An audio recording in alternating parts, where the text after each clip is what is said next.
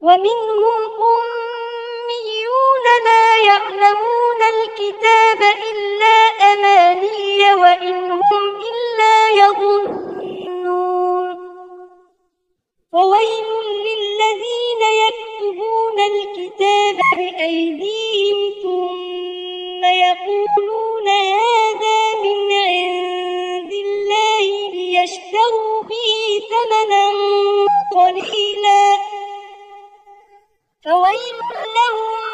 مما كتبت أيديهم وويل لهم مما يكسبون وقالوا لن تمسنا النار إلا أياما معدودة قل أتخذتم عند الله عهدا فلن يخلف الله عهده أم تقولون على الله ما لا تعلمون بلى من كسب سيئة وأحاطت به خطيئته فأولئك أصحاب النار هم فيها خالدون والذين آمنوا وعملوا الصالحات أولئك أصحاب الجنة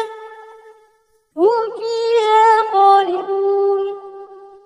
وإذ أخذنا ميثاق بني إسرائيل لا تعبدون إلا الله وبالوالدين إحسانا وذي القربى واليتامى والمساكين وقولوا للناس حسنا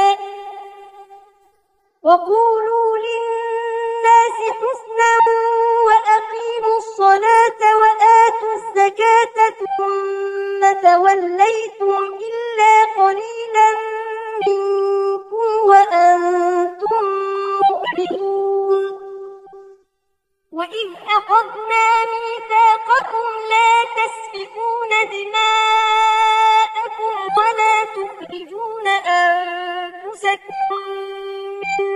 دياركم ثم أقررتم وأنتم تشهدون